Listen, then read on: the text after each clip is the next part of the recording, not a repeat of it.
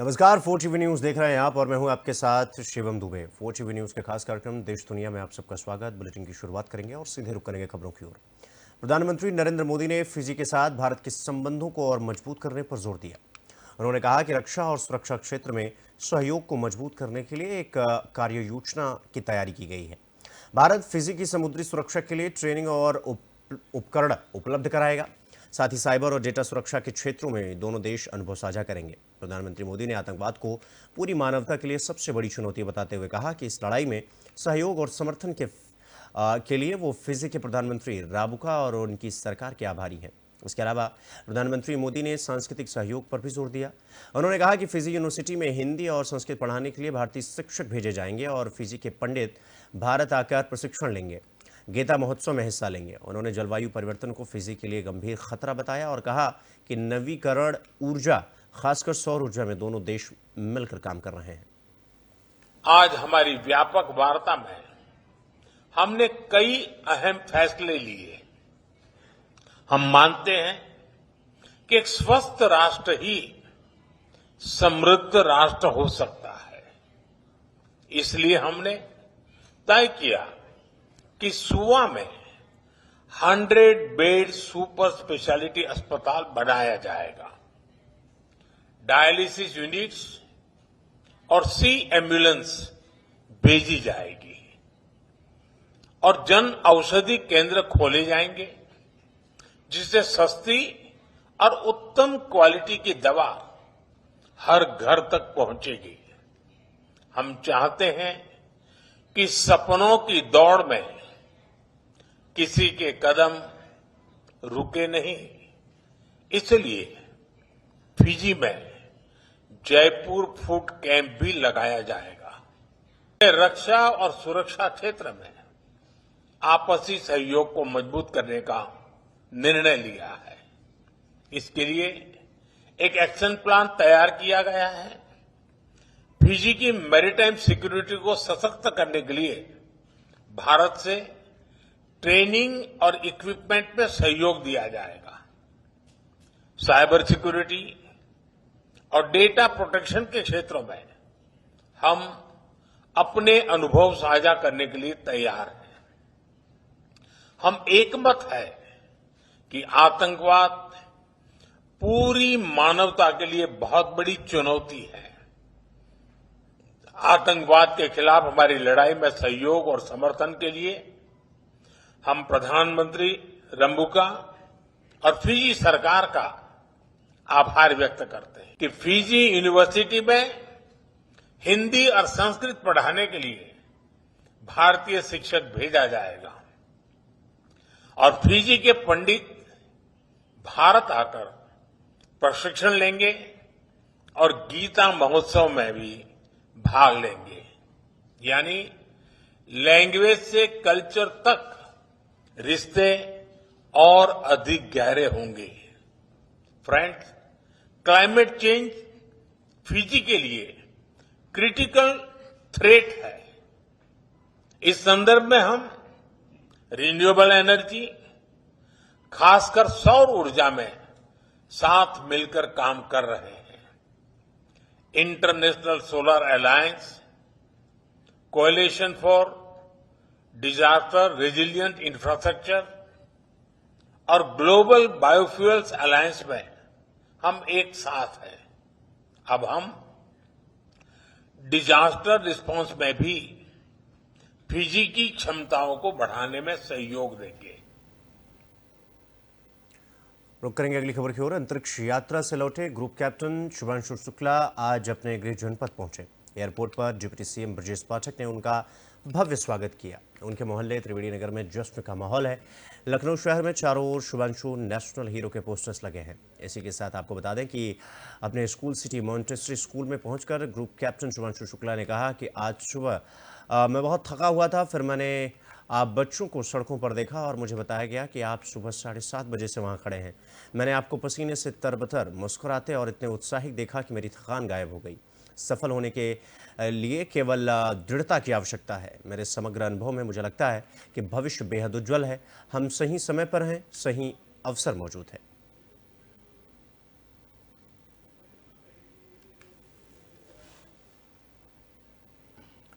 तो बुलंदशहर जिले के अनरिया इलाके में नेशनल हाईवे 34 पर सुबह करीब 2:10 पर एक बड़ा और दर्दनाक हादसा हुआ।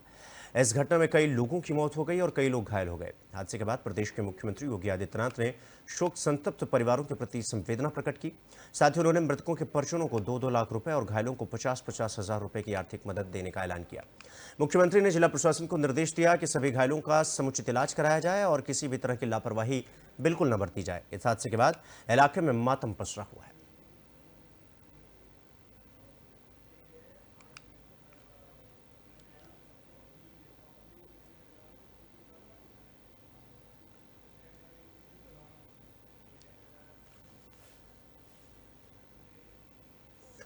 तो उत्तर प्रदेश से दिल दहला देने वाली खबर सामने आई, जहां उत्तर प्रदेश के बुलंदशहर जिले में देर रात खरजा में हाईवे पर श्रद्धालुओं से भरी ट्रैक्टर ट्रॉली में कंटेनर ने भीषण टक्कर मार दी। बताया जा रहा है कि टक्कर इतनी तेज थी कि मौके पर हादसे में 8 लोगों की यानी ऑन द स्पॉट मौत हो गई, जबकि 50 से ज्यादा लोग घायल हो गए। आपको बता दें कि हादसे की सूचना पर पुलिस टीम मौके पर पहुंची। पुलिस वाहन, एम्बुलेंस और राहगीरों की मदद से घायलों को अस्पताल में भर्ती करवाया गया।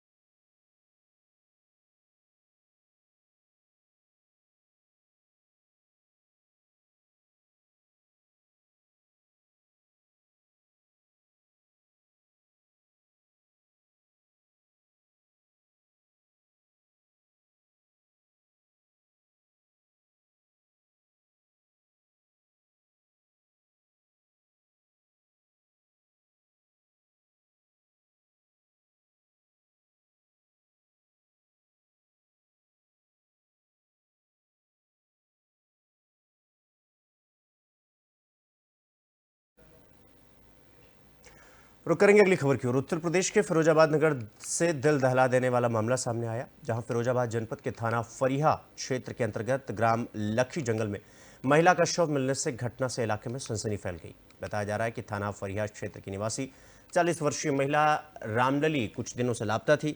रविवार को ग्रामीणों को खेत में उनका शव मिला तो हड़कंप मच गया। शव मिलने की सूचना पर स्थानीय पुलिस मौके पर पहुंची और छानबीन शुरू कर दी। प्राथमिक जांच में हत्या के बाद शव खेत में फेंके जाने की आशंका जताई जा रही है। पुलिस ने शव को पोस्टमार्टम के लिए भेजा और फिर मामले की आगे की जांच पड़ताल शुरू की। इस वारदात के बाद गांव और आसपास के इलाके में दहशत का माहौल है। थाना फरिया क्षेत्र में एक गांव पड़ता है लखी जंगल। इसके बाहरी इलाके में एक ज्वार का खेत है। वहां पर एक महिला की डेड बॉडी मिली है आज। और ये महिला बताई जा रही है कि कल बकरी चराने गई थी तो अपने घर नहीं लौटी तथा आज इसकी डेड बॉडी मिली है। आज उन्होंने पुलिस को सूचना दी यहाँ आकर के देखा कि इसके गले पे कुछ चोट के निशान हैं। फिर भी मृत्यु का कारण जानने के लिए पोस्टमार्टम कराया जा रहा है। इसमें अभियोग पंजीकृत किया जा रहा है। इनका शक अपने ही एक सजातीय आदमी पर है, उसको भी तलाश करवाया जा रहा है। शीघ्र ही इस घटना का अनावरण किया जाएगा। थाना फरिया क्षेत्र में रुक करेंगे अगली खबर की ओर। अगली खबर सहारनपुर से है, जहां अंबेटा पीर बस स्टैंड पर कुछ दबंगों के द्वारा रोडवेज बस के ड्राइवर को जमकर पीटा गया। पास खड़े किसी व्यक्ति ने इसका वीडियो बना लिया और सोशल मीडिया पर वायरल कर दिया। सूचना के बाद पुलिस मौके पर पहुंची और आगे की जांच पड़ताल करने में जुट गई। चंदौली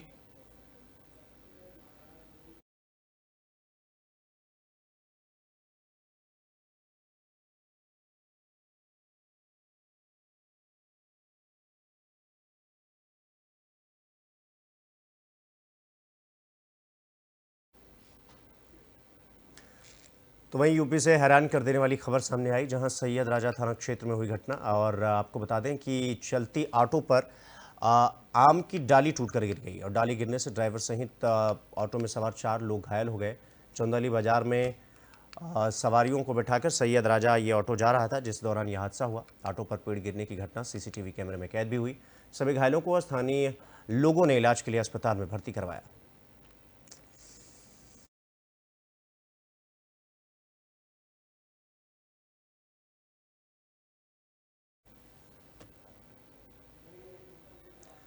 रुक करेंगे अगली खबर की ओर। अगली खबर पीलीभीत से है, जहां टाइगर रिजर्व क्षेत्र के गांव चंदिया हजार से खबर है, जहां खेत से घर लौट रहे किसान का सामना अचानक बाघ से हो गया। पल भर में उसकी रूह कांप गई और आसपास अफरा तफरी भी मच गई। गनीमत यह रही इस पूरे मामले में कि दूसरी तरफ खड़े किसानों ने शोर शराबा कर बाघ को भगाया और किसान ने दौड़कर अपनी जान बचाई। इस पूरी घटना का वीडियो सोशल मीडिया पर तेजी से वायरल भी हो रहा है। मामला पीलीभीत टाइगर रिजर्व क्षेत्र के गाँव चंदिया हजारा का है। बताया जा रहा है कि इस दौरान ग्रामीणों से अपील की गई है कि वो खेतों की तरफ अकेले ना जाएं।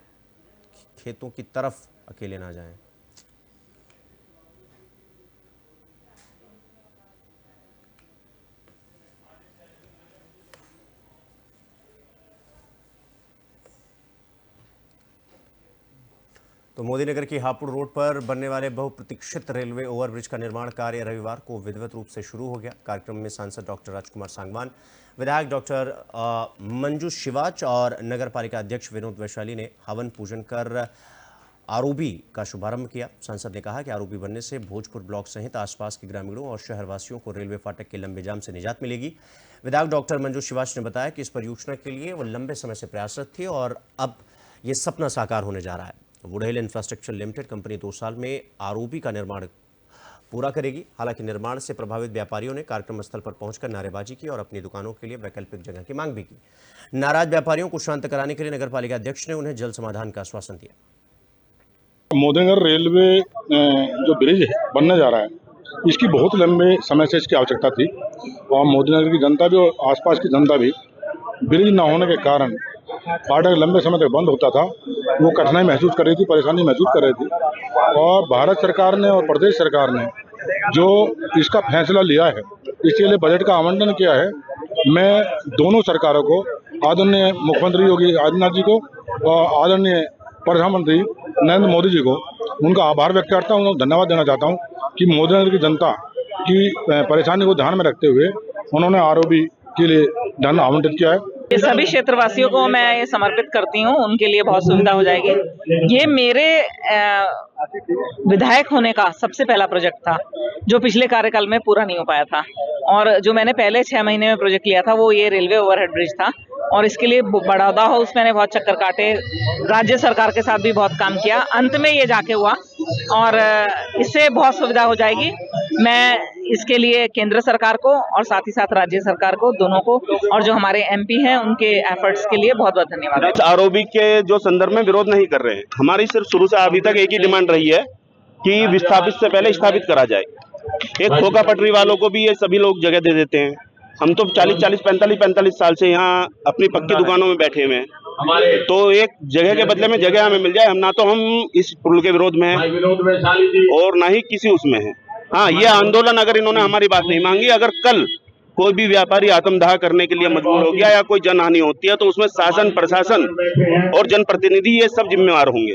मोदीनगर रेलवे जो ब्रिज है बनने जा रहा है, इसकी बहुत लंबे समय से इसकी आवश्यकता थी और मोदीनगर की जनता भी और आसपास की जनता भी ब्रिज न होने के कारण फाटक लंबे समय तक बंद होता था, वो कठिनाई महसूस कर रही थी, परेशानी महसूस कर रही थी।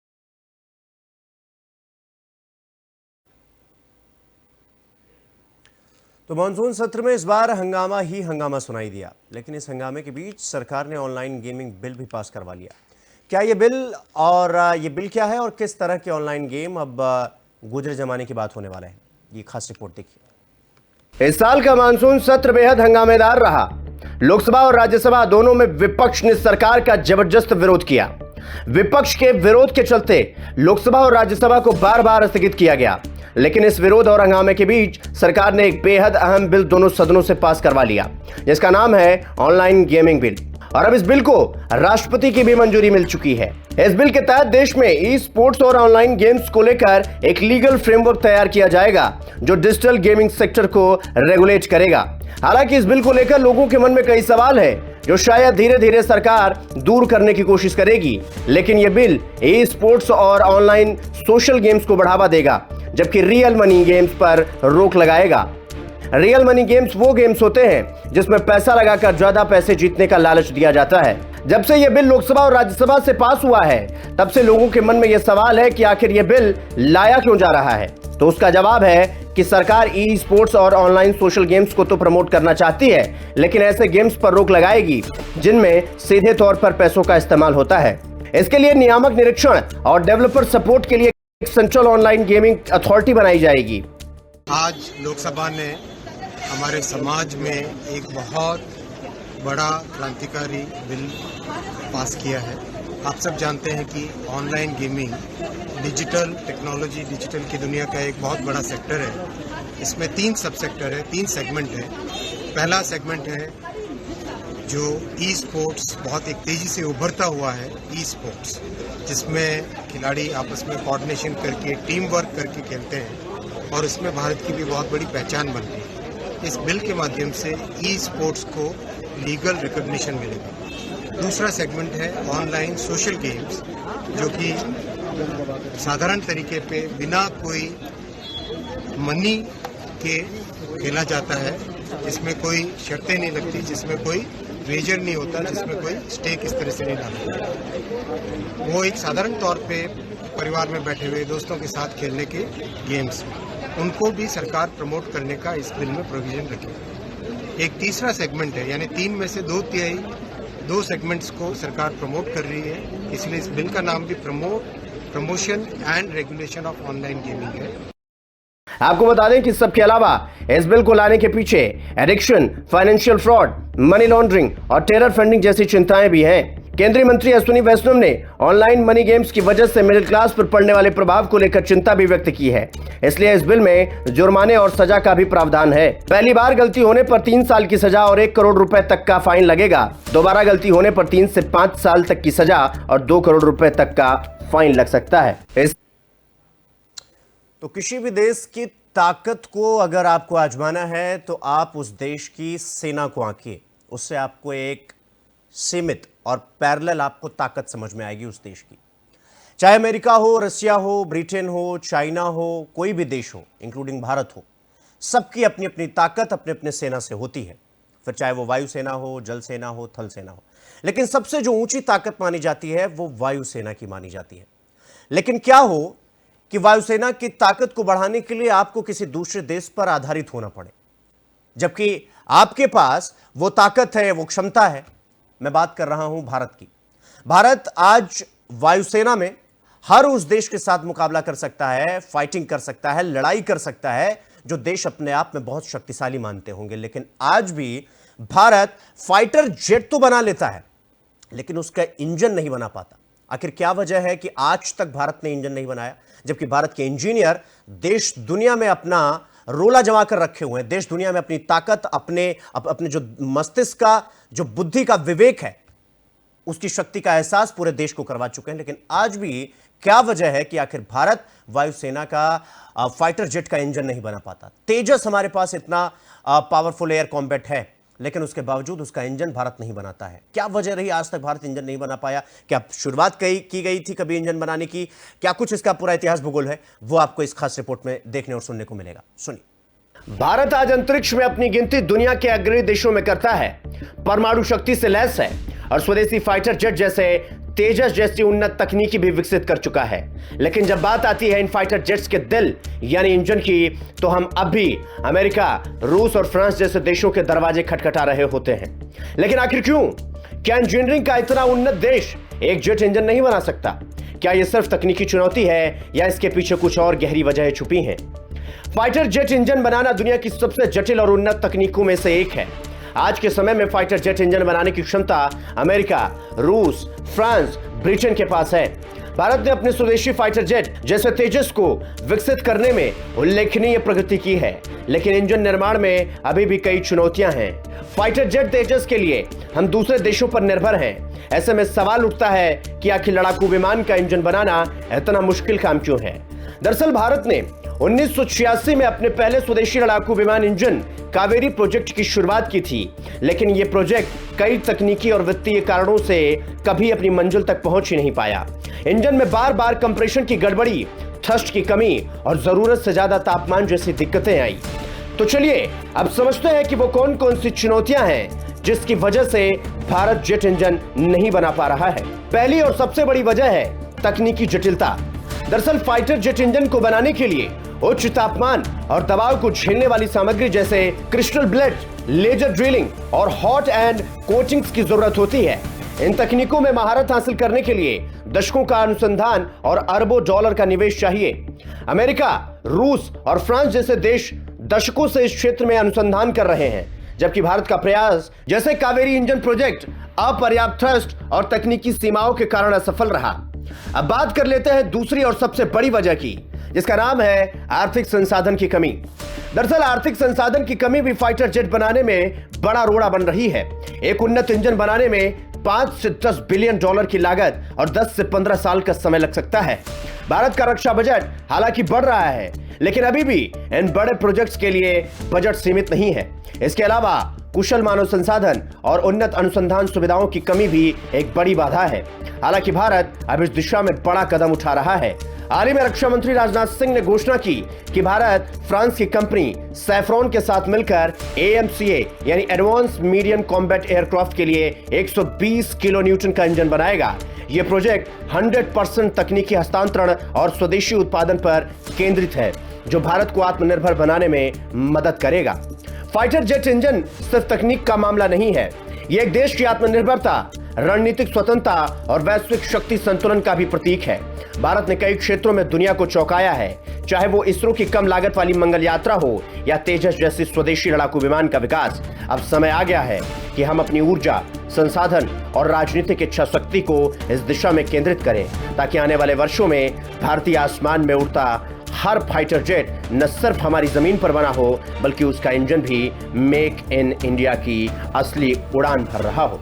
भारत तो बुलेटिन में फिलहाल के लिए बस इतना ही, लेकिन देश और दुनिया की तमाम खबरों को देखने के लिए देखते रहिए 4TV न्यूज़। नमस्कार।